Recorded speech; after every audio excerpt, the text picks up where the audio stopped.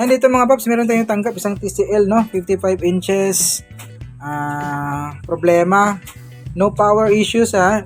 No power issue. Ito yung kanyang mainboard. Ito naman yung kanyang LVDS cable. Ayan, LVDS cable po yan. T-con board, dual flex, dual ribbon, papuntang left and right side ng ating top board. And ito yung kanyang power supply. So, ito walang power. Chinik natin.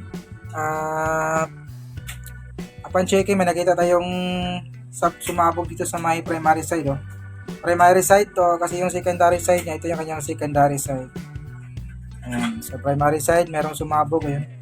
So, tingnan natin kung ano yung naging problema dyan. Bakit nangingitim yan? Parang mayroong nag-spark, no? So, busted din yung fuse. So, gawin natin to. Then, balik tayo kapag nagawa natin ano yung kanyang naging problema sa may primary side. So ito mga boss, yun yung unit natin, no? Ito yung board natin.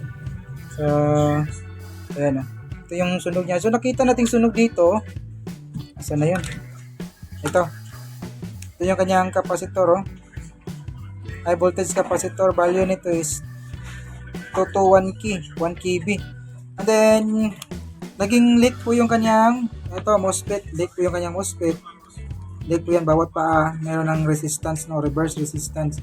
And then yung resistor, no, from source punta dito, papuntang ground ng IC, sunog po yan, nag-open na po yan.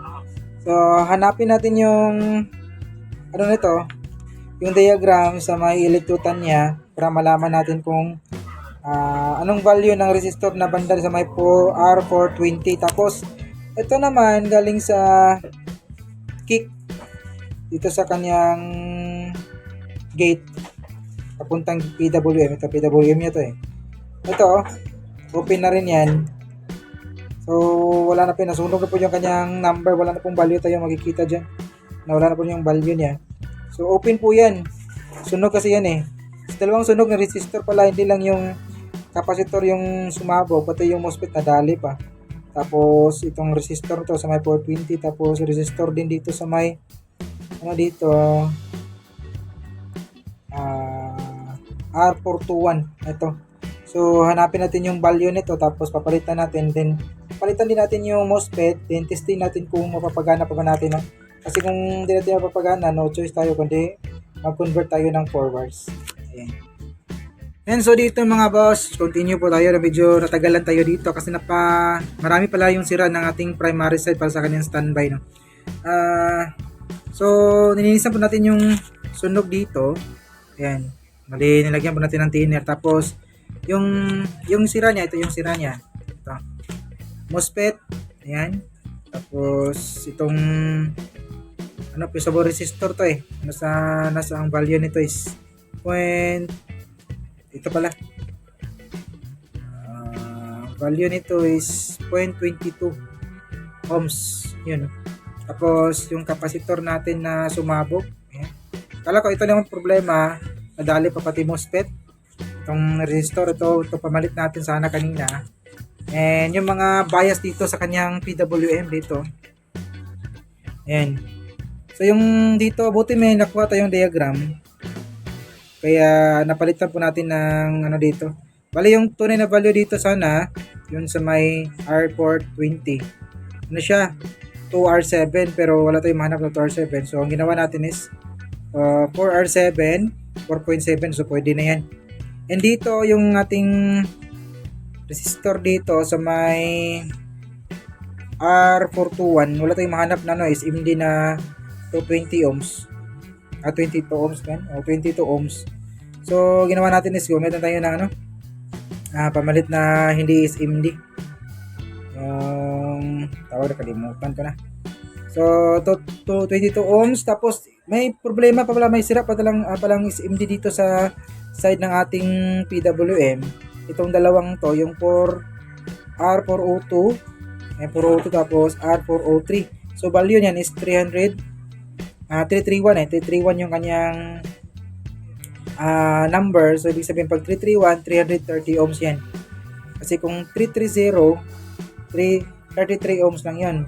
So ito meron siyang, yung number is 331, 330 ohms. Dalawa po siya. So, may nahanap tayo na T31. Hindi naman makita yung number dito. Focus natin. Yan, T31 po yung number niyan. Dalawa po sila. So, nung palitan natin, napalabas na po natin yung kanyang 12 volts. Kanina, tines ko, walang 12 volts kasi may problema pa pala. Open pala yung dalawang 331 na resistor natin dito, no? Ayun.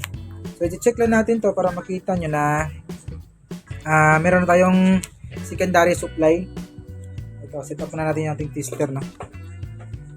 So, wait lang. Patayo ng RC, yung cord natin.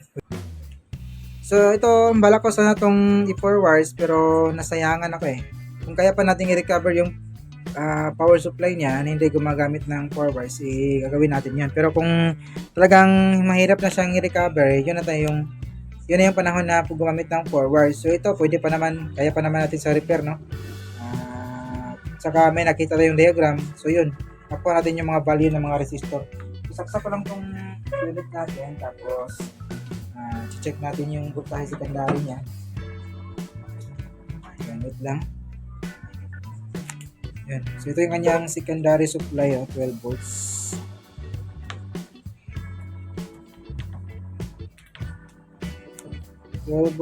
Ayun, kamali ang mga bits lang. Ito yung 12 volts line natin. Ito yung 12 volts line natin na yan. Kita nyo ba? So, meron na siyang 11.96. So, ibig sabihin yan, goes na po yung primary natin kasi meron ng lumabas na secondary supply. So, ngayon, i-test lang natin to sa may unit natin. Tingnan natin kung wala pang problema sa kanyang screen, no? Yun. And so, dito mga boss, balik na po natin yung board, no? Balik na isaksak na po natin yan. So, dito, meron tayong, kita nyo ba? Yun, no? Kailan po yung kanyang standby. So, punutin ko lang. Hindi makita, no? So, bunutin ko lang. Saksak ulit. So, hindi siya makita yung kanyang standby. So, papower on na natin to. Power on natin. Yun, bumukas na yung backlight niya. Ayun! Lumabas na si TCL. Yun, no?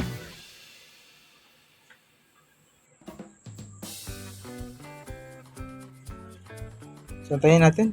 Bakit hanggang ang tagal ng logo niya. Ayun. Kala ko, nag-stack up logo na.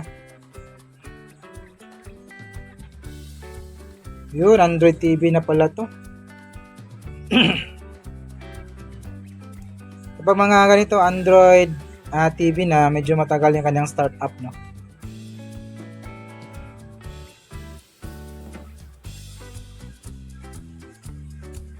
So, naka-HDMI input pala siya. So, yun, no? Nagbuo na ulit yung ating unit. So, ayan. All good. So, all done for today. So, nga dito lang yung video natin mga paps, no? And sana kahit pa paano may nakuha kayo disting ginawa ngayon. May God with us always. And this is your service, Brian Crusade Tech. See you in our next video. Bye-bye.